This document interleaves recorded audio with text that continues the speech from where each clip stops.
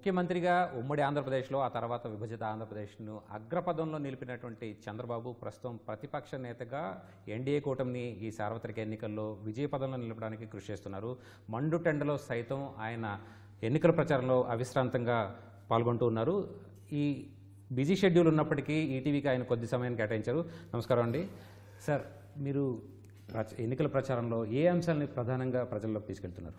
ఈరోజు మనం చూస్తే ఆంధ్రప్రదేశ్ రాష్ట్రం ఎప్పుడూ లేనంత సంక్షోభంలో ఉంది.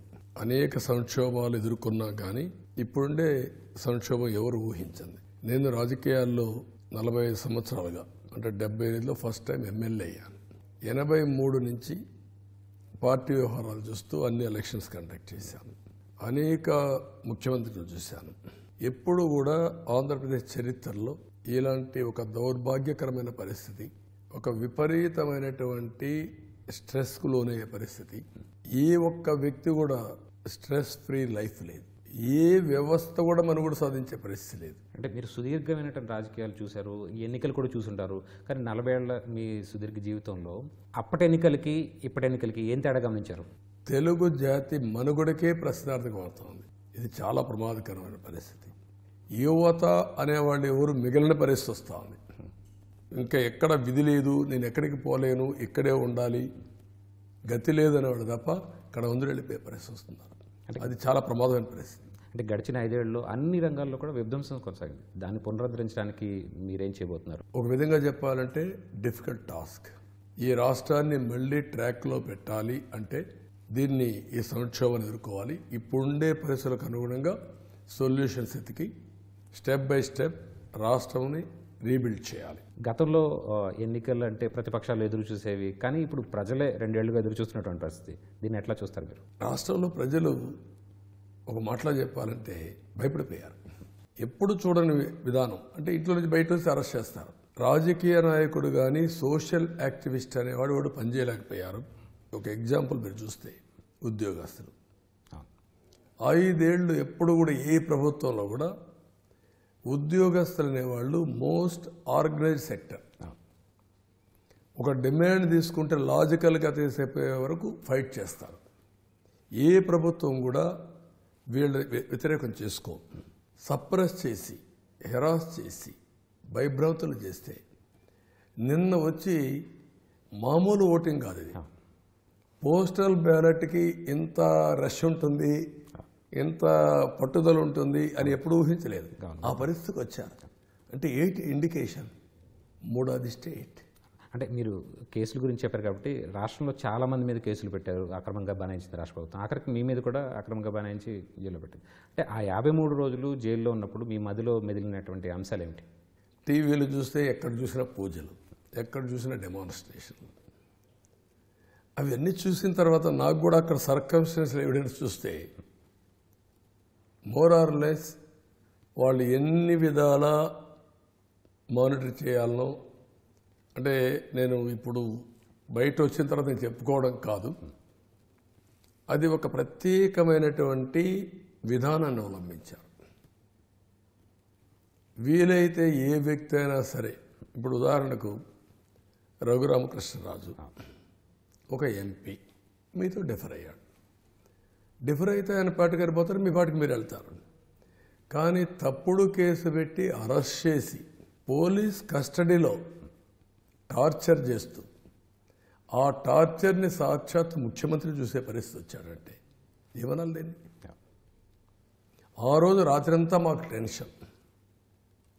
ఒక వ్యక్తిని కాపాడడానికి రాత్రంతా లెటర్లు రాయడం, కోర్టులకు పోవడం, హౌస్ మోషన్ మూవ్ చేయడం, తెల్లవారుతో సుప్రీంకోర్టు ఇన్వాల్వ్ అయ్యి అతన్ని హైదరాబాద్లో మిలిటరీ హాస్పిటల్కి పంపించే పరిస్థితికి వస్తే వాళ్ళు కూడా కన్ఫర్మ్ చేశారు టార్చర్ జరిగింది, విపరీతంగా కొట్టారని.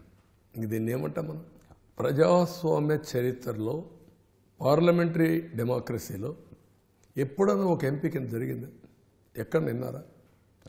అది ప్రభుత్వం, ప్రైవేటు వ్యక్తులు కాదు. సంపద సృష్టికి సంబంధించి మీ దగ్గర ప్రణాళిక, మీ ప్రతి వాళ్ళు కూడా సంబోధించేటప్పుడు మీరు సంపద సృష్టిస్తారని సంబోధిస్తుంటారు. అది మీరు మేనిఫెస్టోలో కూడా చెప్తున్నారు. ఎలా చేయబోతున్నారు? ఒకప్పుడు హైదరాబాద్ కూడా ఇట్లనే క్రియేట్ చేశాం. ఇప్పుడు ఆంధ్రప్రదేశ్ కూడా సేమ్ థింగ్. వెల్త్ క్రియేట్ చేయడంలో ప్రభుత్వం అనేది చాలా కీలకమైన పాత్ర పోషిస్తుంది. ఇప్పుడు ఉదాహరణకు మీరు ఒకసారి చూస్తే హైదరాబాద్కి ఒక మంచి ఎకో సిస్టమ్ క్రియేట్ చేశాం. స్టార్టింగ్ విత్ హైటెక్ City, then Cyberabad, then Genome Valley, then outer ring road, then ఈ విధంగా 1 by 1 దీనికి నాలెడ్జ్ ఎకానమీ, దీనికి గ్రీనరీ, దీనికి స్పోర్ట్స్ కాంప్లెక్స్లు. అంటే ప్రతి ఒక్క స్టెప్ బై స్టెప్ ముందుకు పోతూ ఈ ఎకో సిస్టాన్ని బిల్డప్ చేయడానికి ప్రపంచం మొత్తం అధ్యయనం చేసుకొని ముందుకు పోయాం. ఈరోజు హైదరాబాద్ మోస్ట్ లివబుల్ సిటీ అయింది, గ్లామరస్ సిటీ అయింది, నాలెడ్జ్ ఎకానమీకి సెంటర్ ఆఫ్ ఎక్సలెన్స్ అయింది. అంటే గడిచిన 5 ఏళ్లలో ఆంధ్రప్రదేశ్కు కొత్త పరిశ్రమలు ఏవి రాలేదు, అలాగే ఉన్న పరిశ్రమలు కూడా పారిపోయినటువంటి పరిస్థితి. ఒకవేళ కూటమి అధికారంలోకి వస్తే ఆ పరిశ్రమలు రాపట్టడానికి లేకపోతే ఉపాధి కల్పించడానికి మీ దగ్గర ఉన్నటువంటి ప్రణాళికలు ఏమిటి? నరేంద్ర మోడీ గారు 3వసారి ప్రధానమంత్రి కావడం ఖాయం. ఎప్పుడైతే కేంద్ర సహకారం కూడా ఉంటే పెట్టుబడులు అనేటివి ఇంకా సునాయాసంగా వచ్చే అవకాశం ఉంటుంది. ఈరోజు ఏదైతే వీళ్ళు విధ్వంసం చేశారో అమరావతి, పోలవరం, పరిశ్రమలు, ఈ 3 రావడానికి అనుకూలమైన వాతావరణాన్ని ఎస్టాబ్లిష్ చేస్తామని పదే పదే ప్రధానమంత్రి, హోమ్ మినిస్టర్ కూడా అష్యూరెన్స్ ఇచ్చారు. అందుకే వాళ్ళు చెప్పింది కూడా మీరు చూస్తే డబుల్ ఇంజన్ సర్కార్, కేంద్రం రాష్ట్రం 2 కానీ సింక్రనైజ్ చేసుకొని పనిచేస్తే మెరుగైన ఫలితాలు వస్తాయని దాంట్లో అనుమానం లేదు. ఆంధ్రప్రదేశ్ అంటే అప్పులు ఊబిలో కూరుకుపోయింది సార్. దాన్ని మెరుగుపరచడానికి, అప్పులు తీర్చడానికి, లేకపోతే సంపద సృష్టించడానికి మీరేం చేయబోతారు? నేను ఒక్క విషయం కాదు ఇక్కడ, మీరు ఓకే అప్పులు ఒకటి, డిపార్ట్మెంట్స్ ఒకటి, మీరు అడిగిన దానికి అప్పులకు వద్దాం. 13 లక్షల కోట్ల రూపాయల అప్పులు చేయడమే కాకుండా కలెక్టరేట్, హాస్పిటల్స్, రైతు బజార్లు కూడా తాకట్టు పెట్టేశారు. సచివాలయం తాకట్టు పెట్టే పరిస్థితికి వచ్చారు. సచివాలయం తాకట్టు పెట్టడం అనేది మనిషిని తాకట్టు పెట్టదే. మన పరిపాలన హెడ్ క్వార్టర్స్, మనం ఆ హెడ్ క్వార్టర్ని కూడా తాకట్టు పెట్టే పరిస్థితికి వస్తే ఇంకెక్కడికి పోతున్నా మనకే అర్థం కాదు. నెంబర్ 1. నెంబర్ 2, ఈ డబ్బులు తీసుకొచ్చి ఏం చేశారు మీరు? నేను బటన్ నొక్కానంటాడు. బటన్ నొక్కిందంట, మిస్యూజ్ అయిందంట.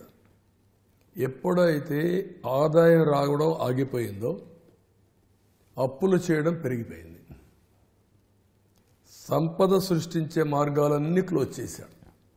ఇప్పుడు ఉదాహరణకు ఒక్క చిన్న ఎగ్జాంపుల్, అమరావతి ఒక రైతుల భాగస్వామ్యంతో నిర్మాణం చేసే రాజధాని. అది మనం ₹1 ఖర్చు పెట్టకుండా అక్కడుండే ఆస్తులనే కానీ ఖర్చు పెట్టుంటే ఒక 3 లక్షల కోట్ల రూపాయల ప్రభుత్వానికి అదనంగా సంపద వచ్చేది. ఆటోమేటిక్గా ఆదాయం కూడా మల్టీఫోల్డ్ పెరిగిపోయేది. 2 యాంగిల్స్లో దెబ్బతింది. దీన్ని కాంపన్సేషన్ ఏం చేస్తున్నారు మీరు? అప్పులు తీసుకొస్తున్నారు. ఇండస్ట్రీని తరివేశారు. ఇండస్ట్రీస్ తరివేసిన తర్వాత నీకేం మార్గం ఉంది? ఎక్స్పెండిచర్ మాత్రం తగ్గడం లేదు, ఇన్కమ్ ఆదాయం తగ్గిపోయింది, బారోయింగ్స్ తప్ప కుదవబెట్టడం తప్ప వేరే మార్గం లేదు. అదే చేశాడు. ఇప్పుడు కుదవబెట్టడానికి కూడా ఏమీ లేదు, ఆ స్టేజ్కి ఇచ్చారు. అందుకే ఇప్పుడు అతను ఏమన్నాడు, ఎన్నికల మేనిఫెస్టో ఎత్తిపోయాడు, నేనేం చేయలేనని చెప్పాడు. నేను అది కాదు, నేను సంపద సృష్టిస్తా, ఆదాయాన్ని పెంచుతా, ప్రభుత్వ ఆదాయాన్ని తిరిగి సంపాదిస్తా, వచ్చిన దాన్ని మళ్ళీ సంక్షేమం, అభివృద్ధి, సస్టైనబిలిటీ, సాధికారత సాధిస్తామని పెట్టాం. ఇది సాధ్యం. ఆ మోడల్ని చేసినప్పుడు ఇంకొంచెం జాగ్రత్తగా చేయాలి. ఒక ఎక్స్ట్రా ఎఫర్ట్ పెట్టాల్సిన బాధ్యత నా పైన ఉంది. డెఫినెట్గా చేస్తాను. తన మేనిఫెస్టోలో గ్రామ స్వరాజ్యం తెచ్చాను, 99% హామీలు పూర్తి చేశానని చెప్తున్నారు. అవి నిజంగానే పూర్తయినాయంటారా? ఫస్ట్ క్లాస్ చదివే పిల్లలకి చెప్పిన ఇతను చెప్పేది అబద్ధం అని అర్థమవుతుంది. అతను ఒక థీరీ పెట్టుకున్నాడు, మీరు గుర్తుపెట్టుకోవాలి. విధానంలో ఏంటంటే ఆయన అబద్ధాలు చెప్పడానికి ఒక సిస్టమ్ని, ఒక ఆర్గనైజేషన్ ఎస్టాబ్లిష్ చేసుకున్నాడు. ఈయన చెప్తాడు, ఆయన పేపర్లో రాస్తారు, ఈయన మనుషులు మాట్లాడతారు, ఎదురుదాడి చేస్తారు. ఎవరైనా వాస్తవం చెప్తే వాళ్ళపైన ఎదురుదాడి చేసేందుకు చేసిన వాళ్ళు కూడా మాట్లాడాలన్నా భయపడిపోయే పరిస్థితి తీసుకొస్తాడు. ఇది 5 ఏళ్ళు ఇదే పని చేశాడు. అందుకే వ్యవస్థలన్నీ కుప్పగోలిపోయినాయి. వ్యవస్థలన్నీ కుప్పగోలిపోయినా నేను వ్యవస్థలన్నీ కూడా బాగు చేశానంటాడు. ఒక ఎగ్జాంపుల్ మీరు చూస్తే మినిమం కామన్ సెన్స్. స్కూల్ బిల్డింగ్కి పెయింట్ వేస్తే చదువు వచ్చిందని భావించాలి. కోరిలేషన్ ఉందా? There is no correlation. But ఎంత టైం మాట్లాడినా నేను స్కూల్ బిల్డింగ్ రంగులు వేసాను, మీరు చూడండి మార్పు వచ్చేసింది. రెండో దానికి కాంట్రరీగా ఒక్క టీచర్ని రిక్రూట్ చేయలేదు. టీచర్స్ యొక్క మొరేల్ దెబ్బతీశాడు. బ్రాందీ షాపుల దగ్గర కాపలా పెట్టి వాళ్ళు అడిగినట్టు ఇవ్వకుండా యాప్లు ఇచ్చి ప్రతిరోజు లెట్రిన్స్, టాయిలెట్స్ ఇవన్నీ ఫోటోలు తీసి పంపించమని టోటల్గా డిమారలైజ్ చేసి, లేకుంటే 3వ తరగతి వరకు ఒక దగ్గర పెట్టి 3 నుంచి పైన ఇంకో దగ్గర పెట్టి 4 కిలోమీటర్లు డిస్టెన్స్ పెట్టే కొందికి డ్రాప్అవుట్స్ పెరిగిపోయినాయి. ఏమీ తెలియదు ఇక్కడ ఇంగ్లీష్ మీడియం అని. ఈయనేదో ఇంగ్లీష్ మీడియం ఉంటేనే నాలెడ్జ్ వస్తుందని కొత్త తీరు తీసుకొచ్చారు. అంటే ఈరోజు జపాన్ డెవలప్ కాకూడదు, చైనా డెవలప్ కాకూడదు, బ్రిటను, అమెరికా ఇంగ్లీష్ మాట్లాడేవాళ్ళు కావాలి. అసత్యాన్ని పదే పదే పదే చెప్పి వారసత్వాన్ని కూడా నాశనం చేసే పరిస్థితికి వచ్చాడు. సంస్కృతి సాంప్రదాయాల్ని, భాషను కూడా చంపేసే పరిస్థితికి వచ్చాడు. జాతిని చంపేసే పరిస్థితికి వచ్చాడు. జనాభాలో సగం ఉన్నటువంటి మహిళలకి ఎలాంటి ప్రాధాన్యం ఇస్తున్నారు, ఎలాంటి ప్రాధాన్యం ఇవ్వబోతున్నారు? మీరు ఒకటే గుర్తుపెట్టుకోండి, నేను కొన్ని రెవల్యూషనరీ థింగ్స్ తీసుకొచ్చాను. ఆడపిల్ల భారం అనే అభిప్రాయం తల్లిదండ్రులు ఉండేది. కొంతమంది అబార్షన్ చేసుకున్నాడు. కాదు ఇది తప్పని ప్రూవ్ చేయడానికి గర్ల్ చైల్డ్ ఇన్సూరెన్స్ స్కీమ్ తీసుకొచ్చారు. ఆడబిడ్డల సంరక్షణ పథకం అని. దానిపైన 5,000 రూపాయలు డిపాజిట్ చేసి బ్యాంకులో ఎడ్యుకేషన్ ఇవన్నీ చేసి పెళ్ళయ్యే సమయంలో ఒక 20,000 రూపాయలు వచ్చి చేశాను. ఎందుకు? ఆడబిడ్డల్ని ప్రోత్సహించడానికి. ఇంకొక పెద్ద రిఫార్మ్ మీరు చూస్తే ఉద్యోగాల్లో కాలేజ్ సీట్లో 33% తీసుకొచ్చాం. ఆర్టీసీ బస్సుల్లో ఈరోజు కండక్టర్లు ఉన్నారు. ఆర్టీసీ బస్సుల్లో కండక్టర్లు పెడతామని ఎవరిని అనుకున్నారా? నేను డ్రైవర్లు కూడా రిజర్వేషన్ పెట్టాను, పోలీసులు పెట్టాను. పోలీసుల్లో వచ్చారు, కండక్టర్స్గా వచ్చారు, డ్రైవర్లుగా రాలేకపోయారు. ఎందుకంటే డ్రైవింగ్ కూడా ఈజీ అయిపోయింది. ఇప్పుడు ఈ స్టీరింగ్ అవన్నీ కూడా మంచి మోడర్న్ వెహికల్స్ వచ్చేసాయి, ఎలక్ట్రికల్ వెహికల్స్ వచ్చాయి, అన్నీ వచ్చాయి. స్వయం సహాయక సంఘాలంటే కేర్ ఆఫ్ అడ్రస్ మీ పేరు చెప్తారు ఎవరైనా, అంటే వాళ్ళకి కానీ లేకపోతే అంగన్వాడీలు, ఆశా వర్కర్లు, ఇలా వీళ్ళందరికీ మీరు ఏమన్నా ప్రత్యేకమైనటువంటి హామీలు ఇవ్వబోతున్నారా? చాలా అన్యాయం జరిగింది అంగన్వాడీకి. వీళ్ళందరినీ బాగా ఇది చేశారు. అదే మాదిరిగా ఏఎన్ఎంలు కానీ వీళ్ళందరికీ కూడా చాలా ఇది జరిగింది. నేను అందుకనే ఒక ప్రత్యేకమైన కార్యక్రమం తీసుకొని వాళ్ళ యొక్క ఆందోళన పెంచింది నేనే, వాళ్ళ జీతాలు పెంచింది నేనే, మళ్ళా పెంచుతాం. డాక్రా సంఘాలు చాలా పొటెన్షియల్ ఉంది. నేను ఇచ్చిన మహాశక్తి 4 కార్యక్రమాలని అనుసంధానం చేసుకుంటూ డాక్రా సంఘాలకి 10 లక్షల వరకు రుణాలు ఇచ్చి, వడ్డీ లేని రుణాలు ఇచ్చేదానికి ఏర్పాటు చేశాం. గవర్నమెంట్ ఆఫ్ ఇండియా లక్షాధికారులు చేసే ప్రోగ్రాంకి శ్రీకారం చుట్టారు. ఆ లక్షాధికారులు చేయడంలో 3 కోట్ల మందిని 5 ఏళ్ల చేస్తాను పెట్టారు. కనీసం మనం 40 లక్షల కుటుంబాలు ఐడెంటిఫై చేసుకుని చేయగలిగితే it will go a long way. అక్కడే స్కిల్ డెవలప్మెంట్, అక్కడే క్యారియర్ పాత్, వాళ్ళతో కలిసి పనిచేయాలనుకుంటున్నాను. అది చేస్తాం. రాష్ట్ర ప్రభుత్వంలో ఉద్యోగులు చాలా కీలకం. వారి పాత్ర, ఉద్యోగులు కావచ్చు, ఉపాధ్యాయులు కావచ్చు, వారికి ప్రత్యేకంగా మీరేమి హామీ ఇస్తున్నారు? ఎప్పుడు కూడా ఏ ప్రభుత్వంలో కూడా ప్రభుత్వ ఉద్యోగుల్ని వేధిస్తే, వాళ్ళ యొక్క మనోధైర్యాన్ని దెబ్బతీస్తే ప్రభుత్వ యంత్రాంగం అనేది, రాజకీయ నాయకులు పరిపాలన చేయరు. అలాంటి ఆలోచనలు ఉంటే ఎవరికైనా సరే అది చాలా చెత్త ఆలోచన, చెడు ఆలోచన. మేము ఉండేది ఇక్కడ పాలసీస్ నిర్ణయించడం వరకే మేము ఉండేది. మంత్రి ఉన్నాడు, మంత్రి 10th క్లాస్ పాస్ కాడు ఒక్కోసారి. సెక్రటరీ ఐఏఎస్ చేసి సీనియారిటీ ఉండి సెక్రటరీగా వస్తాడు. మంత్రిని గైడ్ చేసే బాధ్యత పాలసీల్లో కానీ ఎగ్జిక్యూషన్లో కానీ ఫ్యాక్ట్స్లో కానీ సెక్రటరీది. బిజినెస్ రూల్స్ చాలా స్పష్టంగా ఉంటాయి. అలాంటప్పుడు ఈ యొక్క ప్రోగ్రెస్ జరగాలన్నా, అంటే ప్రభుత్వ నిర్ణయాలను మొత్తం చేయాలన్నా, సమాజానికి ప్రతి ఒక్కరికి న్యాయం జరగాలన్నా రెండున్నాయి ఇక్కడ. ఒకటి రెగ్యులేటరీ, ప్రజల్ని బాధ పెట్టకుండా ఏ పని కావాలన్నా చేయడం. రెండు, వాళ్ళని సాధికారత కోసం, ఆర్థికంగా పరిపుష్టి రావడం కోసం కానీ ఇవన్నీ చేయాలన్నా వాళ్ళే చేయాలి. ఒక సబ్సిడీ ఇవ్వాలన్నా, ఇంకోటి ఇవ్వాలన్నా. ఇవన్నీ చేయాలంటే వాళ్ళని క్షోభ పెడితే, వాళ్ళు డిమారలైజ్ అయిపోతే, వాళ్ళు సహకరించకపోతే ఏమవుతుంది? అదే జరిగింది ఈరోజు రాష్ట్రంలో. ఫస్ట్ వాళ్ళ మొరేల్ బిల్డప్ చేయాలి. నెంబర్ 2, వాళ్ళకు రావాల్సిన డ్యూ. వాళ్ళు కూడా ఒక ఎన్జిఓ సంస్థ మరి పనిచేయలేరు. వాళ్ళకొక ఫ్యామిలీ, వాళ్ళకొక క్యారియర్, వాళ్ళకొక భవిష్యత్తు. ప్రజల కోసం పనిచేసినప్పుడు అలాంటి వారిని కూడా మనం ఆదుకోవాల్సిన రెస్పాన్సిబిలిటీ ఉంటుంది. అందుకే మీరు చూడండి, ఎక్కడా సరే ఇండియాలో కానీ భారతదేశం కానీ రాష్ట్రాల్లో కానీ వాళ్ళ టీఏ కానీ డిఏ కానీ పిఎఫ్ కానీ జీతాలు కరెక్ట్గా ఇవ్వడం కానీ ఇవన్నీ ఉంటాయి. పిఆర్సీ కానీ ఇవన్నీ ఉంటాయి. అన్నిట్లో ఇది చేశాడు. ఇతను చూస్తే నాకు అనిపిస్తుంది మళ్ళా ఓటేస్తే రివర్స్ పిఆర్సీ పెడతాడు. పిఆర్సీ హైక్ కోసం కాదు, తగ్గించడం కోసం పెడతాడు. మీకు బాగా వస్తామని చాలు, ఇంకా దీంట్లో ఎంత తగ్గించగలుగుతాం చూద్దాం ఈసారి పిఆర్సీ. కానీ రివర్స్ పిఆర్సీ పెట్టి అసత్య ప్రచారంతో ఇది వాస్తవాన్ని నమ్మిస్తాడు. అలాంటి ఫియర్ సైకో క్రియేట్ చేసి 5 ఏళ్లలో యూనియన్ అనేవాడు బయట రావాలి. వాళ్ళు వచ్చి ఏమి ఇవ్వకపోయినా జగన్మోహన్ రెడ్డి జిందాబాద్ అనే పరిస్థితికి వచ్చారు. అంటే వాళ్లకు ఎంప్లాయీస్ తరపున పోరాడడం కంటే ప్రాణాన్ని కాపాడుకుంటే చాలు, జైలుకు పోకుంటే చాలు అనే పరిస్థితికి వచ్చారు.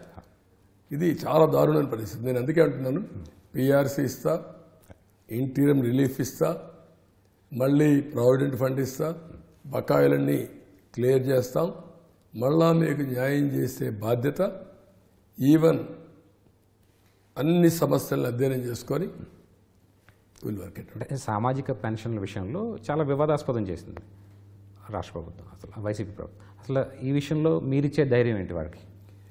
అంటే నేను మళ్ళా చెప్పాను కదా మీకు, ఎప్పుడు కూడా చూడండి, ఒక సామాజికంగా ఇచ్చే పెన్షన్ ఇది పెట్టింది ఎన్టీఆర్, ప్రారంభించింది. నేను 200,000 రూపాయలు చేశాను. పదే అబద్ధాలు చెప్పే వ్యక్తి 3,000 చేశానంటాడు. అంటే ఒక అబద్ధాన్ని కూడా ఒక్కసారితో వదిలిపెట్టాడు, చెప్తానే ఉంటాడు. ఆయన దగ్గరుండే అబద్ధాలు ప్రమోట్ చేసేవాళ్ళు కొంతమంది ఉంటారు, వాళ్ళు మాట్లాడుతూ ఉంటారు. కన్ఫ్యూజ్ అయ్యేవాళ్ళు కొంతమంది ఉంటారు. పబ్లిక్ ఏది వాస్తవాన్ని నమ్మతారు, నమ్మరు, విమర్శిస్తారు, కానీ వీళ్ళ విధానం మారదు. ఇప్పుడు ఈ ఇష్యూలో 2,000 చేస్తే 3,000 5 ఏళ్లలో చేసి ఇప్పుడేమంటున్నాడు, నేను వాలంటీర్స్ ద్వారా ఇంటి దగ్గర ఇచ్చానన్నాడు. అప్పుడు కూడా అవసరమైన వాళ్ళకి వాలంటీర్స్ ద్వారా ఇచ్చా. ఇప్పుడు నేను చెప్పాను, 1వ తారీఖున ఇంటి దగ్గరనే పింఛన్ ఇస్తాం. నెంబర్ 1. నెంబర్ 2, వాళ్ళు కూడా ముసలివాళ్ళు, వాళ్ళకు కూడా ఆశలు ఉంటాయి. ధరలు పెరిగాయి. Inflation is a continuous process. ఏమాత్రం కూడా లెక్క పెట్టుకోలేదు. ఇప్పుడు నేను 4,000 రూపాయలు ఇస్తాను. పింఛన్ ఏప్రిల్ నుంచి ఇస్తాను, ఇంటి దగ్గరనే ఇస్తాను. బకాయిలు ఉంటే జూలైలో 7,000 రూపాయలు పింఛన్దారులకు వస్తుంది. అదే దివ్యాంగులకైతే 12,000 వస్తుంది అని నేను ఎడ్యుకేట్ చేస్తున్నాను. ఇతను స్వార్థం కోసం ఏం చేశాడు, వాలంటీర్స్ని ఎలక్షన్ డ్యూటీలో ఇన్వాల్వ్ చేయదని చెప్పారు. మీరు ఎన్నోసార్లు చెప్పారు, ఈ వాలంటీర్స్ మేమే నియమించాం, వాళ్లే మా సైన్యం, వాళ్లే ఎలక్షన్లో పనిచేస్తారని. అంటే సిగ్గు వదిలి ముసుగు తీసేసి ఈ వాలంటీర్స్ మా మనుషులు అని మీరు డిక్లేర్ చేసి వాలంటీర్స్ ద్వారా బై ఫోర్స్ వ్యక్తిగత డేటా మీరు తీసుకొని ఎక్కడికక్కడ ప్రజల్ని హెరాస్ చేసే పరిస్థితికి వచ్చారు. ఇప్పుడు ఎన్నికల కమిషన్ దూరంగా పెట్టారు. 1,50,000 మంది సచివాలయం సిబ్బంది ఉన్నారు. ఒక వ్యక్తి 40 మందికి ఇవ్వాలి. ఎన్నేళ్ళు పడుతుందంటే ఆ ఊరిలో ఉండే సచివాలయంలో కూర్చున్న వాడికి 2 నెలలు పెన్షన్ ఇవ్వలేరా? వాళ్ళకు ఆథరైజ్ చేస్తే ఆ ఇంటికి పోయి ఎంత టైం పడుతుంది? అంటే దీన్ని శవ రాజకీయాలు చేయాలి. అందుకే ఏం చేశాడు, వాళ్ళందరినీ సెక్రటరీకి పిలిచాడు. పిలిస్తే ఇచ్చాడా? ఇవ్వకుండా చేయడం. కనీసం నీళ్ళు అరేంజ్ చేశాడా? నీళ్ళు కూడా పెట్టకుండా పోవడం. ఆ ముసలి వాళ్ళు రావడం, నీళ్లు కూడా లేకుండా పోవడం, వడదెబ్బ తగలడం, 33 మంది చనిపోయారు. అక్కడి నుంచి చనిపోయిన తర్వాత శివ రాజకీయాలు చేస్తున్నాడు. ఎవడో చనిపోతే ఒక దిక్కడ మనం విజయవాడ పక్కన ఇమీడియట్గా మా ఇంటికి డెడ్ బాడీ తీసుకురావాలనే పరిస్థితికి వెళ్ళిపోయారు. అంటే పిచ్చ పరాకాష్ఠకి వెళ్ళిపోయింది. దెన్ వాళ్ళు తిట్టారు, ఏం బుద్ధి ఉందనేది మీకు, ఆయనకే సంబంధం అని తిట్టే పరిస్థితికి వచ్చారు. అంటే అది అయిన తర్వాత మళ్ళీ నెక్స్ట్ మంత్ మీరు చూస్తే ఎన్నికల కమిషన్ చాలా స్పష్టంగా ఆదేశాలు ఇచ్చింది. ఇస్తే ఈసారి అకౌంట్ లేని వాళ్ళకి బ్యాంకుల్లో వేశారు. అంటే వాడికి ఇంకా ఏమనాలా దీన్ని? ఆ అధికార యంత్రాంగం కూడా నేను చెప్పిన నార్సీ విధానంలో ప్రమోటర్స్ అయిపోయారు వాళ్ళు. ఎందుకు? వాళ్ళ స్వార్థం కోసం. వాళ్ళు ఏదో తప్పు చేసి ఉంటారు, వాళ్ళ జుట్టు ఈ చేతిలో పెట్టుకున్నాడు, పెట్టుకుని వాడు బెదిరిస్తున్నాడు, బ్లాక్మెయిల్ చేస్తున్నాడు. వాళ్ళు భాగస్వాములు అయిపోయారు, నేరాల్లో భాగస్వాములు అయిపోయారు. ఇది చాలా డేంజరస్. అంటే సిఎస్ నుంచి దిగువ స్థాయి వరకు ఇలాగే కొంతమంది అధికారులు అక్రమంగా అధికార పార్టీకి అంటగవుతున్నటువంటి పరిస్థితి. వారికి ఇచ్చే సందేశం ఏంటి మీరు ఈ ఎన్నికలు? చాలా స్పష్టంగా చెప్తున్నా, మీ ప్రవర్తన మార్చుకోవాలి. అధికారం ఎవరికి సొంతం కాదు. ప్రజాస్వామ్యం అనేది శాశ్వతం. ప్రజల్ని విశ్వాసాన్ని కోల్పోయే మీ చర్యలు ఎప్పుడు కూడా క్వశ్చనబుల్. అదే మరిగా సమీక్ష కూడా జరుగుతాయి. ఎక్కడికో తప్పించుకుందాం, ఏమైనా చేస్తాం అనే యాంగిల్లో మీరు పోతే ఎవరిని నమ్ముకొని మీరు ఈ తప్పులు చేస్తున్నారో ఒక ధీమాగా అతను వచ్చి మిమ్మల్ని కాపాడలేడు. ఇంత మునుపు కూడా చాలామంది ఆఫీసర్స్ని జైలుకు తీసుకుపోయిన వ్యక్తి అతను. మీరు ఆ విద్యతో ఆలోచించుకోవాల్సిన అవసరం ఉంది. కొంతమంది తెలిసి చేసినా తెలియక చేసినా సర్కమ్స్టెన్స్లో భాగస్వాములైనా అల్టిమేట్గా శిక్ష మాత్రం మీ అందరూ పడిపోయింది. రేపు కూడా ఇదే జరుగుతుంది. జాగ్రత్తగా ఉండమని హితో పలుకుతాను, హెచ్చరించడం లేదు, హితో పలుకుతాను. అంటే గడిచిన 5 ఏళ్లుగా వైసీపీ ప్రభుత్వంలో చాలా దుబారా జరిగింది. వివిధ శాఖల్లో అవినీతి అక్రమాలు చాలా బయటపడ్డాయి, వెలుగు చూసాయి.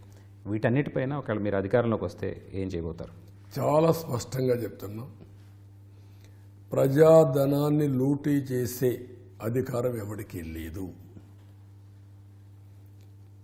రాజకీయం ప్రజాస్వామ్యంలో రాజకీయ ముసుగులో, అధికారం ముసుగులో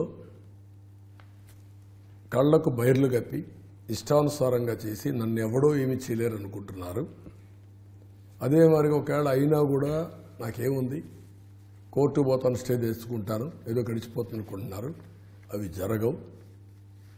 మీరు అవినీతిలో సంపాదించిన డబ్బులన్నీ ప్రజా సంక్షేమం కోసం రికవర్ చేసి పేద ప్రజలకు పంచే బాధ్యత మాది. అంటే గతంలో మీరు ముఖ్యమంత్రిగా ఉండ చాలా ఐటీ కంపెనీలు తెచ్చారు. అది ఉమ్మడి రాష్ట్రంలో కావచ్చు, విభజిత ఆంధ్రప్రదేశ్లో కావచ్చు. ఐటీ అంటే అంత యువత అంతా కూడా బయటికి పొరుగు రాష్ట్రాలకు వెళ్లాల్సిన పరిస్థితి. ఈ విషయంలో మీ మేనిఫెస్టో ప్రకారం మీరేం చేయబోతున్నారు? మీ ఆంధ్రప్రదేశ్లో చదువుకోవాలంటే సరైన కాలేజీలు ఉంటే అవి కూడా తరివేశాడు. నేను వస్తానే 11, 12 ఆల్ ఇండియా ఇన్స్టిట్యూషన్ తీసుకొచ్చాను. IIT, IISER, NIT, IIM, tribal university, all India institute of medical science, ఇలాంటివన్నీ తీసుకొచ్చాను. అన్నిటికీ ల్యాండ్ ఇచ్చాను, కాంపౌండ్ డబ్బులు ఇచ్చాను, వాళ్ళు డబ్బులు తీసుకొచ్చారు, బిల్డింగ్లు కట్టారు, ఇప్పుడు జరుగుతున్నాయి. అదే సమయంలో ప్రైవేట్ యూనివర్సిటీస్, కంట్రీలో ఉండే టాప్ యూనివర్సిటీ తీసుకొచ్చాం. ఎస్ఆర్ఎం, వేట్, అమృత్, ఇలాంటివన్నీ తీసుకొచ్చాం. ఇవన్నీ కానీ అనుకున్న కొన్ని ఎస్ఎల్ఆర్ ఇవన్నీ పారిపోయారు. ఎస్ఎల్ఆర్ టాటా గ్రూప్ కింద నడుస్తుంది. One of the best institution అది. No loss, no profit. వాళ్ళు అన్నీ రెడీ అయిన తర్వాత వీళ్ళు తరివేసే పరిస్థితికి వచ్చారు. ఈరోజు కొన్ని వేల మంది అమరావతిలో చదువుకుంటున్నారు. చదువుకునే పిల్లలకి కనీసం రోడ్డు వేయకుండా మట్టి రోడ్డు తిరుగుతున్నారు. ఇది దౌర్భాగ్యం. ఇది ఆ రోడ్డు వేరే వాళ్ళు వేయలేరు, గవర్నమెంట్ వేయాలి. ఇలాంటి చాలా జరుగుతున్నాయి. రెండోది, ఇక్కడ చదువుకోలేక వేరే రాష్ట్రాలకు వెళ్ళిపోతున్నారు. మీరు చెన్నైకి వెళ్ళండి, ఆల్ ప్రైవేట్ ఇన్స్టిట్యూషన్సే వెళ్ళాయి. హైదరాబాద్కి రండి, బెంగళూరుకి వెళ్ళండి, ఇక్కడ కూడా వాళ్ళే ఉన్నారు. రెండోది, చదువుకున్న తర్వాత ఉద్యోగాలు లేవు, ఎవ్వడా కళ్ళేడు. అంటే ఊర్లన్నీ పాడుపడిపోతున్నాయి. ఇదంతా ఓల్డ్ ఏజ్ హోమ్ మార్కి తయారవుతుంది ఆంధ్రప్రదేశ్. చాలా భయంకరమైన పరిస్థితి. ఆ పరిస్థితి రాకూడదు, కళకళలు ఆడాలి, అక్కడ ఎకనామిక్ యాక్టివిటీ ఉండాలి. ఆంధ్రప్రదేశ్కి లేనిది ఏమీ లేదు. మీరు చూస్తే డైనమిక్ పీపుల్, పుణ్యనదులు గోదావరి, కృష్ణ, ఒక్క పోలవరం పూర్తి చేసుకొని నదులను అనుసంధానం చేస్తే ఎవ్రీ ఎకరాకు నీళ్ళు ఇవ్వచ్చు. సౌత్ ఇండియాలో ఎక్కడా లేనటువంటి నీటి వనరులు ఉండే రాష్ట్రం అది. ఫెర్టైల్ ల్యాండ్స్, సముద్రానికి పక్కన మీరు చూస్తే ఫ్లాట్ ల్యాండ్స్, హైట్ ఎక్కువ ఉండదు, చిన్న లిఫ్ట్లు పెట్టుకుని నీళ్ళు చేయొచ్చు. మూడోది, సుదీర్ఘ తీర ప్రాంతం, 970 కిలోమీటర్లు ఈస్ట్ కోస్ట్లో, వెరీ వెరీ వెల్ పొజిషన్. అంటే వాస్తవానికి మీరు పోలవరం ప్రాజెక్టులో 70% పనులు పూర్తి చేశారు. కానీ 5 ఏళ్లలో జగన్ ప్రభుత్వం ఆ పోలవరం ప్రాజెక్టు ఎప్పుడు పూర్తి చేస్తామో అని చెప్పలేని పరిస్థితి నెలకొంది. ఇప్పుడు కూటమిగా మీరేమి ప్రణాళిక చేయబోతున్నారు? నిన్న కూడా అమిత్ షా గారు చెప్పారు, పీఎం గారు మాట్లాడారు, వచ్చిన 2 ఏళ్లలో పూర్తి చేస్తామని. అది నేషనల్ ప్రాజెక్ట్. ఆ 2 ప్రాజెక్టులు కూడా చాలా స్పష్టమైన హామీ ఇచ్చారు. ఆ 2 కూడా మీరు చూస్తే ఆంధ్ర రాష్ట్రం 2 కళ్ళు. ఈ 2 గారు జరిగితే ఒక విధంగా చెప్పాలంటే మళ్ళా ఎకో సిస్టమ్ సెట్ అవుతుంది. ఒక రాష్ట్రానికి రాజధాని లేకుండా పోవడం ఏంటి 10 ఏళ్ల తర్వాత? అది ఎంత దుర్మార్గం అది. ఈరోజు అలాంటి చాలా జరుగుతున్నాయి. But will set right. YCP తీసుకొచ్చినటువంటి ఇసుక విధానం వల్ల చాలామంది ఉపాధి కోల్పోయారు, ప్రాణాలు ఆత్మహత్యలు చేసుకున్నటువంటి పరిస్థితి. ఆ విషయంలో మీరు మీ మేనిఫెస్టోలో కానీ మీ పార్టీ కానీ కూటమి కానీ ఏం చేయబోతుంది? ఇసుక ఫ్రీగా ఇస్తే దానివల్ల ఎక్కడా లేనటువంటి కన్స్ట్రక్షన్ యాక్టివిటీ జరుగుతుంది. ఒకసారి కన్స్ట్రక్షన్ యాక్టివిటీ జరిగితే గవర్నమెంట్కు బెనిఫిట్ అవుతుంది. ఒకటి, ఎంప్లాయ్మెంట్ జనరేషన్, దానివల్ల కొనుగోలు శక్తి వల్ల ప్రభుత్వానికి ఆదాయం. మళ్ళీ మన కన్స్ట్రక్షన్ యాక్టివిటీ జరిగితే మెటీరియల్ పైన జిఎస్టీ, ఇన్కమ్ ట్యాక్స్ ఇవన్నీ వస్తాయి. ఇది ప్రభుత్వ ఆదాయాన్ని పెంచుకోవడానికి, ప్రజలకు ఉపాధి కలిగించడానికి పనికొస్తుంది. అందుకే ఫ్రీ ఇసుక పాలసీ అనౌన్స్ చేస్తాం. Will implement. ఈ సూపర్ 6లో మీరు ఇచ్చినటువంటి హామీలు ఏ మేరకు ప్రజల్లోకి వెళ్ళాయి, ఎంతవరకు మీరు అమలు చేయగలరు అనుకుంటున్నారు? ఆడపడుచుల్ని మెయిన్గా ఆధారం చేసుకొని ఒక మహాశక్తి అనే కార్యక్రమం ఇచ్చాం. ఇందులో 4 కాంపోనెంట్స్ ఉన్నాయి. ఒకటి, ఆడబిడ్డ అనేది నెలకు 1,500 రూపాయలు, సంవత్సరానికి 18,000, 5 ఏళ్లకు 90,000 రూపాయలు. ఇంట్లో ఎంతమంది ఉంటే అంతమందికి వర్తిస్తుంది, 18 నుంచి 59 సంవత్సరాల వరకు. రెండోది, అమ్మకు తల్లికి వందనం కింద ఎంతమంది పిల్లలుంటే అంతమందికి 15,000 రూపాయల చొప్పున. ఒక ఇంట్లో 4 ఉంటే 60,000 వస్తుంది. ప్రతి ఒక్కరిని కూడా చదివించాలనేది తెలుగుదేశం పార్టీ విధానం. దానికోసం ఈ కార్యక్రమం కూడా తీసుకుంటున్నాం. మూడోది, ధరలు విపరీతంగా పెరిగాయి. గ్యాస్ సిలిండర్స్ ధర పెరిగిపోయింది. నేనిచ్చిన దీపం కింద గ్యాస్ సిలిండర్ని వాడడం మానేశారు. ఇప్పుడు వాళ్ళందరికీ మళ్ళా ఒక ఊరట ఇవ్వాలనే ఉద్దేశంతో 3 సిలిండర్లు ఉచితంగా ఇస్తున్నాం. దీనివల్ల చాలా వరకు బర్డెన్ తగ్గుతుంది. 4వది, ఆర్టీసీ బస్సుల్లో ఉచిత ప్రయాణ సౌకర్యం ఏర్పాటు చేయాలని. దీనివల్ల పనిచేసే వాళ్ళకి ఈజీగా కొంతవరకు కంఫర్ట్ వస్తుంది, వెసులుబాటు వస్తుంది. ఎక్కడ తిరిగితే లోక జ్ఞానం పెరుగుతుంది. ఇంట్లోనే పరిమితం అయితే వాళ్ళకి ఈ సమస్యలు ఉంటాయి. కాబట్టి ఇది కూడా అరేంజ్ చేశాం. ఈ 4 కాకుండా డాక్రా సంఘాలకి 10 లక్షల వరకు వడ్డీ లేని రుణాలు ఇవ్వడం, కేంద్ర ప్రభుత్వం తీసుకున్నటువంటి లక్షాధికారులు చేసే కార్యక్రమానికి అనుసంధానం చేయడం. ఈరోజు కేంద్ర ప్రభుత్వం డ్రోన్స్ ఆపరేట్ చేయడం కానీ స్కిల్ డెవలప్మెంట్ చేస్తామని చెప్పారు. అవి కూడా అనుసంధానం చేసుకుంటాం. ఇవన్నీ చేయడమే కాకుండా ఇది ఆర్థికంగా వీళ్ళు పైకి రావడానికి ఉపయోగపడుతుంది. అదే సమయంలో పేదరిక నిర్మూలన వీళ్ళ ద్వారా చేయాలని నా ఆలోచన. అందుకే P3 సంపద సృష్టించడం, P4 పేదరిక నిర్మూలనకు ఉపయోగించే కార్యక్రమం. అదే సమయంలో వీళ్ళ రాజకీయ ప్రాధాన్యత కోసం కేంద్ర ప్రభుత్వం 33% రిజర్వేషన్లు చట్టసభల్లో, శాసనసభలో, అసెంబ్లీలో కానీ పార్లమెంట్లో తీసుకొచ్చారు. దీనివల్ల మహిళలకు ఎక్కడ లేనటువంటి ఒక శక్తి వస్తుంది. 2 యువత. మొదటి సంతకం డిఎస్సి పైన పెడతాం, మెగా డిఎస్సి. 20 లక్షల ఉద్యోగాలు క్రియేట్ చేస్తాం. పబ్లిక్ సర్వీస్ కమిషన్లో ఉద్యోగాలు నోటిఫై చేస్తాం. అదే సమయంలో 20 లక్షల ఉద్యోగాలు 5 సంవత్సరాలు, సంవత్సరం 4 లక్షల ఉద్యోగాలు ఇస్తాం. ఇక్కడ work from home, virtual working కూడా ప్రారంభిస్తాం. ప్రతి ఒక్క యువతకి 3,000 రూపాయలు ఆర్థిక సహాయం చేస్తాం. మూడోది బీసీస్కి ఒక ఎస్సీ ఇది మారిగా అట్రాసిటీస్ యాక్ట్ మారిగా బీసీస్ కూడా తీసుకొస్తాం. వాళ్ళకు ప్రొటెక్షన్ ఇప్పిస్తాం. ఇది కాకుండా బీసీ సబ్ ప్లాన్ మా విధానమే జై హో బీసీ. బీసీలని ఆర్థిక పరిపుష్టి తీసుకొచ్చిన పార్టీ, గుర్తించిన పార్టీ, వాళ్ళకు అన్ని విధాల పైకి తీసుకొచ్చిన పార్టీ తెలుగుదేశం పార్టీ. రిజర్వేషన్లు మొదలుకొని, ఆదరణ మొదలుకొని ఆదరించిన పార్టీ తెలుగుదేశం పార్టీ. వాళ్ళు కూడా తెలుగుదేశం పార్టీ ఒక వెన్నెముక నిలబడ్డారు. ఎన్ని కష్టాలు వచ్చినా, ఓసారి అడ్వర్స్ కండిషన్లో తెలుగుదేశం పార్టీ ఉన్నా ఆదరించిన వ్యక్తులు బీసీలు, నిలబడిన వ్యక్తులు బీసీలు. అంటే ఒక మాటలో చెప్పాలంటే తెలుగుదేశం పార్టీకి వెన్నెముక బీసీలు. అందుకే 1,50,000 కోట్ల రూపాయలు 5 ఏళ్ళలో ఖర్చు పెడతాం. 5,000 కోట్లు ఆదరణలో పెడతాం.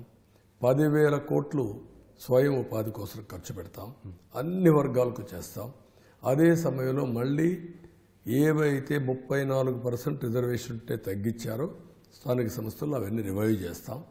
ఇది కాకుండా 50 సంవత్సరాలకే పెన్షన్లు, సామాజిక పెన్షన్లు ఇచ్చే కార్యక్రమానికి కూడా శ్రీకారం చుడతాం. ఇదే సమయంలో వాళ్ళని రాజకీయంగా కూడా పైకి తీసుకొస్తాం. 33% అన్ని పొజిషన్లో రిజర్వేషన్లు పెట్టి వాళ్ళని పైకి తీసుకొచ్చే బాధ్యత తీసుకుంటాం. ఇంటింటికి మంచినీళ్ళు ఇచ్చే కార్యక్రమం 5 ఏళ్లలో 100% చేసే కార్యక్రమానికి శ్రీకారం చుడతాం. మంచినీటి సమస్య కూడా కొళ్ళాయిల ద్వారా ప్రొటెక్టివ్ వాటర్ ఇచ్చే బాధ్యత మాది, అది కూడా చేస్తాం.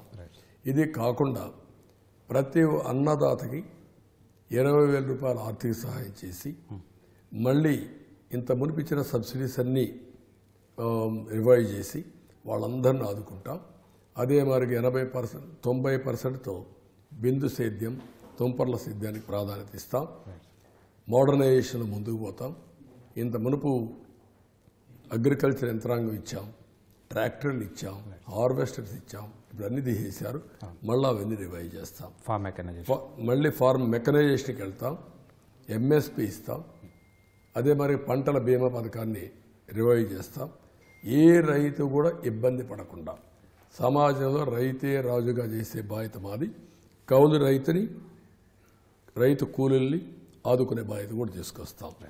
ఇవి కాకుండా పెన్షన్లో చాలా స్పష్టమైన విధానం తీసుకున్నాం. 4,000 రూపాయలు మొదటి తారీఖున ఇంటి దగ్గరనే డెలివరీ చేసే విధానం తీసుకొస్తాం. అదే సమయంలో దివ్యాంగులుంటే 4,000 నుంచి 6,000 ఇస్తాం. కాళ్ళు చేతులు లేకుండా ఉంటే 15,000 రూపాయలు ఇస్తాం. ఈ విధంగా ఒక స్పష్టమైన విధానం తీసుకుని ముందుకెళ్తున్నాం. ఇవన్నీ చేసి మళ్ళీ ప్రజలను ఆదుకోవడానికి, ఒక మనోధైర్యాన్ని ఇవ్వడానికి, ప్రతి ఒక్కరికి ఈ ప్రభుత్వం వల్ల లాభం ఉంటుంది అనే ధీమా ఇవ్వడానికి ముందుకు పోతున్నాం. అది చేస్తాం. అంటే డ్రైవర్ సుబ్రహ్మణ్యం కావచ్చు, డాక్టర్ సుధాకర్ హత్యల తర్వాత వాళ్ళు దళితుల్లో బాగా అభద్రతా భావం పెరిగింది. సో మీ ప్రభుత్వం అధికారంలోకి వస్తే మీరు చేసే మేలేమిటి వారికి? ఒక్క విషయం మీరు ఆలోచిస్తే, సుధాకర్ ఒక డాక్టర్ ఏమడిగాడండి? కొంచెం కోరిక అడిగారా? మీ గవర్నమెంట్ మీద తిరుగుబాటు చేశాడా? కరోనా ఇష్యూస్ని ట్యాకిల్ చేయడానికి సిద్ధంగా ఉన్నాను, ఎంతైనా పనిచేస్తాను. నాకు మాస్క్ లేకపోతే పాత మాస్కే పెట్టుకొని చేస్తే ఇది హైజీనిక్ కాదు. సైంటిఫిక్గా ఆలోచించి మాస్కులు మాకు సప్లై చేయండి, మేము పనిచేస్తాం. మాస్క్ అడిగాడా అనే కోపంతో సస్పెండ్ చేసి, పిచ్చివాడిని చేసి, పిచ్చి హాస్పిటల్ పంపించి హెరాస్ చేసి ఫైనల్గా చచ్చిపోయే పరిస్థితి తీసుకున్నారు. అంటే ఎంత దారుణం అనేది. రెండోది, ఒక ఎమ్మెల్సీ అనేవాడు డ్రైవర్ని చంపి వాడి కారులో ఇంటికి పంపించి దానం చేసుకోమనే పరిస్థితికి వచ్చాడు. కెన్ హియర్ ఇమాజిన్, ఎంత గర్వం ఉండాలండి. అంటే నేను అదే చెప్పిన నార్సి విధానం అని. వీళ్ళందరూ ఆ సిద్ధాంతం ప్రకారం ఈ చుట్టూ ఉండే వాళ్ళందరూ ఆ పని తయారు చేస్తున్నారు. నిన్న రాంబాబు అల్లుడు మాట్లాడాడు, మీరు చూసుంటారు. ఇలాంటి వాడు మామూలుగా దొరకడం నా దురదృష్టం. ఇంక జీవితంలో కాదు, ఇంక ఏ జన్మలో కూడా నాకు దొరకకూడదనే పరిస్థితికి వచ్చాడు. స్వయంగా జగన్ కుటుంబ సభ్యులు కూడా మాట్లాడుతున్నట్టు పరిస్థితి. జగన్ కుటుంబ సభ్యులు మాట్లాడుతున్నారు.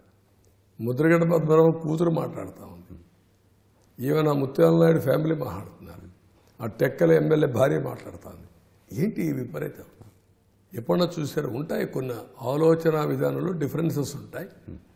డిఫరెంట్ పొలిటికల్ పార్టీస్లో పోటీ చేస్తారు. కానీ ఇది అది కాదు. ఇవన్నీ కూడా వ్యక్తిగత ద్వేషాలు. ఒక్కొక్కరు ఎట్లా తయారైపోయారంటే కుటుంబ సభ్యులను కూడా ఎక్కడికక్కడ వేధించే పరిస్థితికి వచ్చేసారు. ఇది చాలా దారుణం. ముస్లిం మైనారిటీలు మీకు ఓటు వేయాలంటే మీరేం హామీ ఇస్తారు వారు? ఎప్పుడు కూడా తెలుగుదేశం పార్టీ పాలనలో ముస్లింలకి అన్యాయం జరగలేదు. తెలుగుదేశం ఎన్డీఏలో ఉండడం కొత్త కాదు. 95, 2004 ఉన్నాం, 14, 19లో ఉన్నాం. ఈ రెండు సమయాల్లో కూడా తెలుగుదేశం పార్టీ మిమ్మల్ని కాపాడుకుంటూ మిమ్మల్ని ఆర్థికంగా, రాజకీయంగా, సామాజికంగా పైదేయడానికి ప్రయత్నం చేస్తూనే ఉన్నాం. 2 ఉర్దూ యూనివర్సిటీలు ఈరోజు తెలంగాణలో కావచ్చు, ఆంధ్రలో కావచ్చు, మేము ఉన్నప్పుడు అధికారులు తీసుకొచ్చాం. ఫైనాన్స్ కార్పొరేషన్ మేమే పెట్టాం. ఇక్కడ హాజ్ హౌస్ కావచ్చు, అక్కడ విజయవాడ హాజ్ హౌస్ కావచ్చు, ఈవెన్ కడపలో కావచ్చు, మేము ఉన్నప్పుడు నిర్మాణం చేశాం. దుల్హాన్ మేమే పెట్టాం. రంజాన్ తోఫా ఇచ్చాం. మౌజములకి, ఇమాములకి హాన్రోయం ఇచ్చాం. అదే వారికి విదేశ విద్య ఇచ్చాం. ఇవన్నీ కూడా తెలుగుదేశం పార్టీ చేసుకుంటూ వచ్చిన కార్యక్రమాలు. ఈరోజు 4% రిజర్వేషన్స్ కూడా 14, 19 సుప్రీంకోర్టులో ఉంటే మంచి అడ్వకేట్స్ పెట్టి ఫైట్ చేసిన party Telugu Desam party.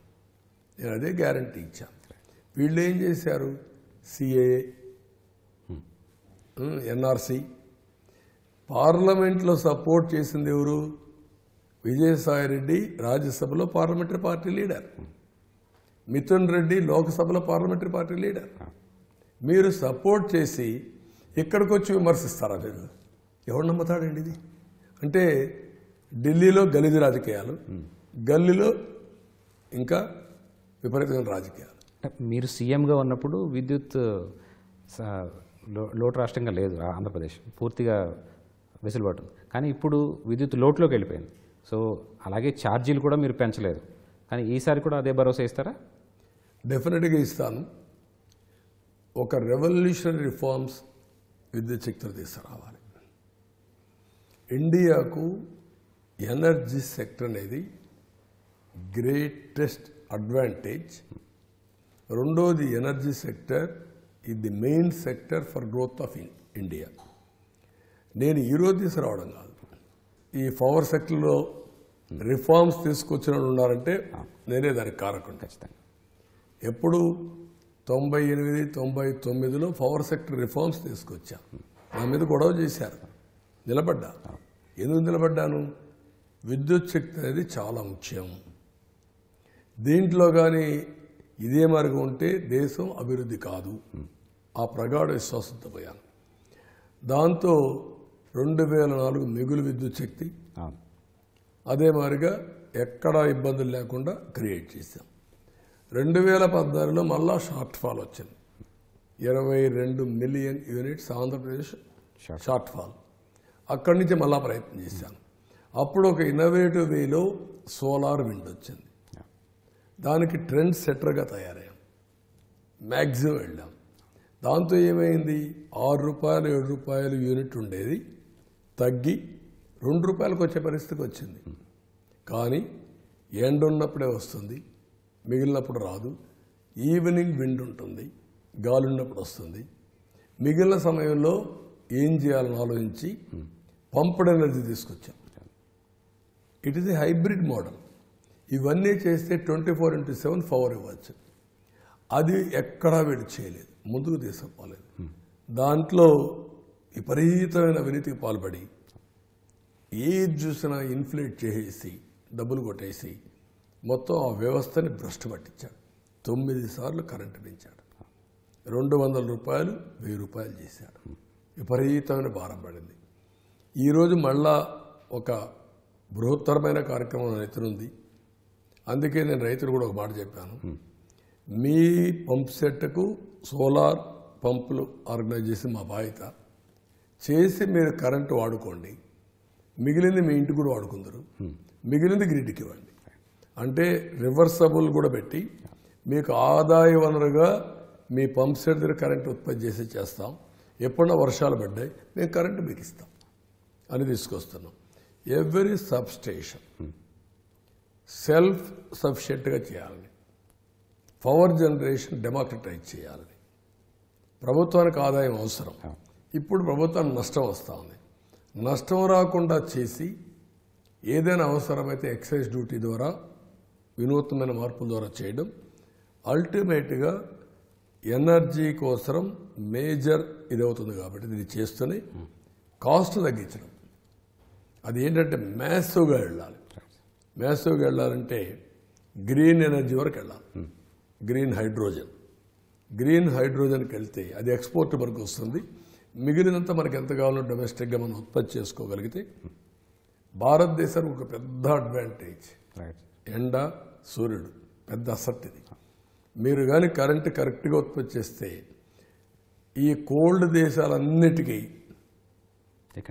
Green hydrogen supply చేయొచ్చు. That is the best solution. దానికోసం పనిచేస్తాం. అంటే వైసీపీ ప్రభుత్వం చెత్త పన్ను వేసింది, ప్రాపర్టీ ట్యాక్స్ పెంచింది.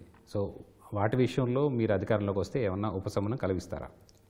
హేతుబద్ధత లేనటువంటి పన్నులు. ఇప్పుడు లిక్కర్ ఉంది, 60 రూపాయలు రోజు చేశారు. 200 చేసి ఏం చేశారు? నాసిరకం పెట్టారు, జే బ్రాండ్ పెట్టేశారు. ఇప్పుడు ప్రతి ఒక్కరు పక్క రాష్ట్రాలకు వెళ్ళిపోతున్నారు. లేదు తాగితే వీడి ఆరోగ్యం పోతా ఉంది. దాంట్లో వీళ్ళు ఎంత తెలివైన వాళ్ళంటే లిక్కర్ అనేది only molasses will give you kick అంతే. దాంట్లో ఆ మొలాసెస్ వచ్చినప్పుడు ప్యూరిఫై చేయాలి ఇంప్యూరిటీస్ని.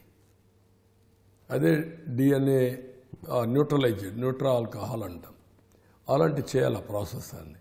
అది చేయకుండా డబ్బులు కొట్టేస్తున్నారు. ఇంప్యూరిటీస్ ఎక్కువ పెంచేస్తున్నారు. కిక్ రావడం లేదు. వీడు క్వార్టర్ తాగుడు హాఫ్ తాగుతున్నాడు. హాఫ్ తాగితే ఆరోగ్యం పోతా ఉంది. ఇలాంటి అరాచకాలు ఒకటి కాదు, ఇవన్నీ సమీక్షలు చేస్తాం, స్ట్రీమ్ లైన్ చేస్తాం. చాలా మంది చనిపోయారు కూడా ఈ మధ్య విషయంలో విచారణ ఏమైనా చేస్తారా మీరు? అన్నీ కూడా చేస్తాం. ఎక్కడ స్పూరియస్ వచ్చింది, ఎక్కడ వీళ్ళు చేశారు, ఆ విధానం లోపాలు ఎక్కడ ఉన్నాయి, ఎక్కడెక్కడ స్కాండల్స్ ఉన్నాయి, అవన్నీ ఎంక్వైరీ చేపించి పనిష్ చేస్తాం. అంటే ల్యాండ్ టైటిలింగ్ యాక్ట్ విషయంలో జగన్ ప్రభుత్వం తీసుకొచ్చినటువంటి చట్టం లోపభూయిష్టం అన్నది అన్ని చోట్ల వినబడుతున్నటువంటి పదం. సో ఈ విషయంలో మీరేం చేస్తారు? అంటే మీకు ఒకటి, మీరు ఎవడైనా సరే కామన్ సెన్స్ ఉండే బుద్ధి జ్ఞానం ఉండేవాడు ఎవడైనా, నేను 14 సంవత్సరాలు ముఖ్యమంత్రి అండి, మళ్ళీ ముఖ్యమంత్రి కావాలని ముందుకు పోతాను, నాకు 100% అవుతాం. నేను నా పట్టాదారు పాస్ పుస్తకాన్ని జగన్ ఫోటో పెట్టుకోవాలండి.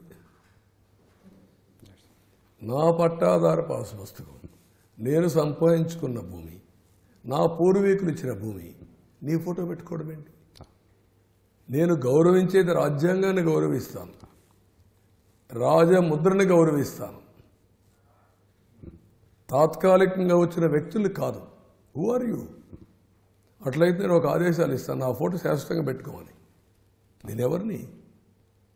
నేను లాంగెస్ట్ సీఎంగా ఉన్నాను కాబట్టి నా ఫోటో పెట్టుకోండి అంటే ఎట్లా పెట్టుకుంటారు? ఎట్లా శాసిస్తాం? అదే మళ్ళా నార్సీ విధానానికి వస్తుంది, ఆ వ్యక్తి యొక్క ప్రవర్తన. ఇప్పుడు ఏం చేశాడు?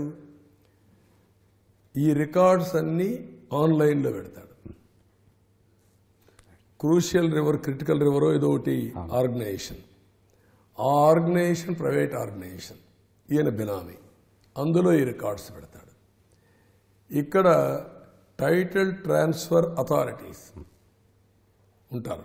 నేను అమ్మాలంటే నా భూమిని నేను ఎక్కడికి పోవాలి, వాడి దగ్గరికి పోవాలా, అక్కడ ప్రైవేట్ వాళ్ళు పెడతా అంటారు.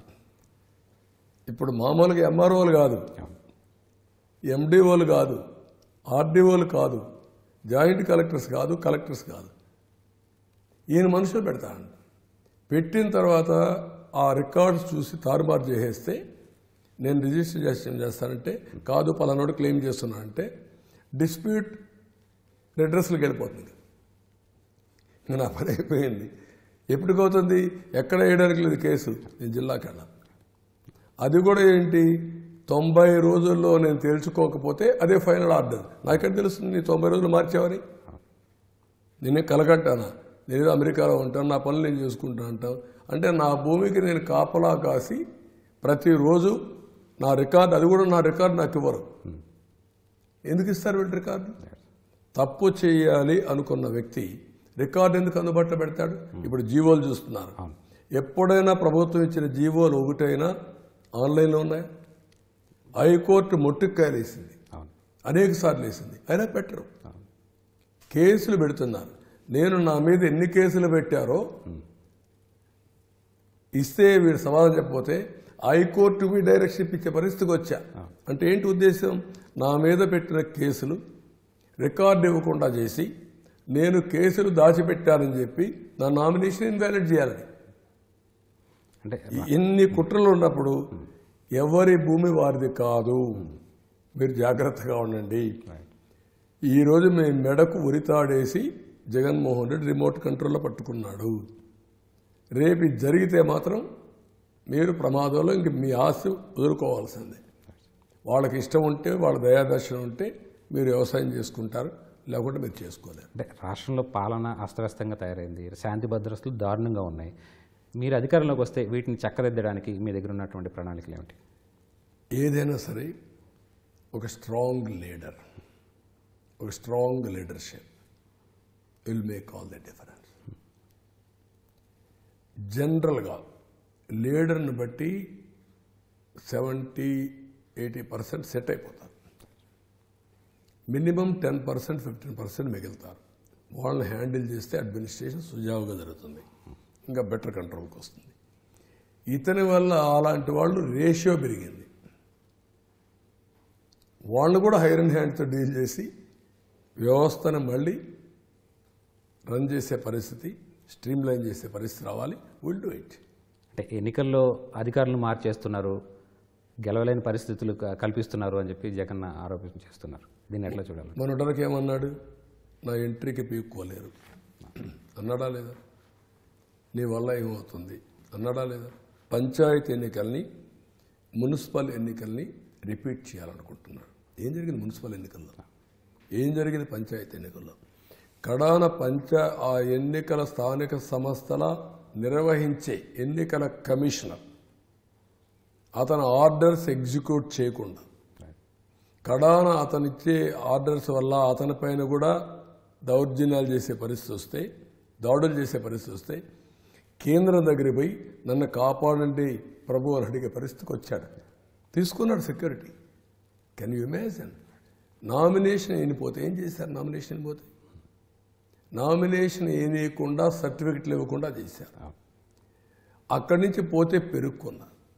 అక్కడి నుంచి పోయి నామినేషన్ ఇస్తే ఆ నామినేషన్ చెల్లదని, బాగుండే నామినేషన్ రిజెక్ట్ చేసేశారు. ఇంక పోటీ చేసిన వాళ్ళపైన గంజాయి పెట్టి ఇంట్లో వాళ్ళు అరెస్ట్ చేసి మొదలుపెట్టారు. ఓపెన్గా చెప్పేశారు, నువ్వు కానీ పోటీ చేస్తే మీ ఇంట్లో గంజాయి పెడతాం, లేకుంటే మద్యం పెడతాం, నువ్వు స్మగుల్ చేసావు నేను అరెస్ట్ చేస్తాను అని చేశారు. ఇలాంటివే చేయాలనుకున్నాడు. ఇప్పుడు అతనికి ఫ్రస్ట్రేషన్ ఎక్కడ వస్తూ ఉందంటే, రాష్ట్రంలో కనీసం ఒక 20-30 మంది అసలు పోటీ లేకుండా చేయాలనుకున్నాడు. పులివెందుల, పుంగునూరు, మాచర్ల, లేకపోతే ఇంకా చాలా కాన్స్టిట్యున్సీ. ఇది సాధ్యం కాకపోతే ఒక 10 మంది 20 మంది వీక్గా ఉండే వాళ్ళు డబ్బులు ఇచ్చుకున్నారనుకున్నాడు. ఇవేమీ సాధ్యం కాలేదు. ఇప్పుడు అధికార యంత్రాంగం అనేది ఈరోజు ఎలక్షన్ కమిషన్ వచ్చిన తర్వాత వాళ్ళందరూ పనిచేయాల్సింది ఎన్నికల కమిషన్ ఆధీనంలో, నాట్ గవర్నమెంట్. ముఖ్యమంత్రి అనేవాడు ఎలక్షన్స్ అనౌన్స్ చేసిన తర్వాత రాజ్యాంగ ప్రకారం ముఖ్యమంత్రిగా ఉంటాడు. ఇప్పుడు ప్రధానమంత్రి గారు ఉన్నారు. ఆయన హెలికాప్టర్లో వేరే వాళ్ళు ట్రావెల్ చేయడానికి వీల్లేదు. ఆయనకు ఆ హెలికాప్టర్లు ఇచ్చింది సెక్యూరిటీ కోసం ఇచ్చారు. ముఖ్యమంత్రి కూడా అంతే. ముఖ్యమంత్రి కలెక్టర్తో మాట్లాడడానికి వీల్లేదు, చీఫ్ సెక్రటరీతో మాట్లాడడానికి వీల్లేదు. నేను చేశాను 14 ఏళ్ళు. నాట్ ఓన్లీ జనరల్ ఎలక్షన్స్, ఇది ఆయన ఎలక్షన్. కానీ పంచాయతీ ఎలక్షన్ కూడా మాట్లాడకూడదు, మున్సిపల్ ఎలక్షన్లో మాట్లాడకూడదు, బై ఎలక్షన్తో మాట్లాడకూడదు. ఏం చేశావు నువ్వు? ఎందుకు ఈ పేదరికం నడుస్తున్నావు? నిన్నటి వరకు అన్నీ మాట్లాడి నీ అరాచకాలకు అడ్డుకట్టేశారని పడుతుందనే భయంతో నువ్వు ఏమనుకున్నావు? ఆఫీసర్లందరినీ బెదిరించావు, ఉద్యోగస్తులందరినీ బెదిరించావు. నిన్న బాహాటంగా వచ్చారు. నేను వాళ్ళకు కూడా అప్పీల్ చేస్తున్నా, మీరు రావడమే కాదు, మళ్ళా ఇలాంటి దుర్మార్గుడు వస్తే మిమ్మల్ని బతకలేడు. కాబట్టి ఓపెన్గా రండి, మీరు మీ కుటుంబం రండి, వాళ్ళకు కూడా చెప్పండి. వాళ్లే కాకుండా ప్రజల్లో కూడా తీసుకెళ్ళండి. అందరం కలిసి రాష్ట్రాన్ని కాపాడు. ధన్యవాదాలు సార్.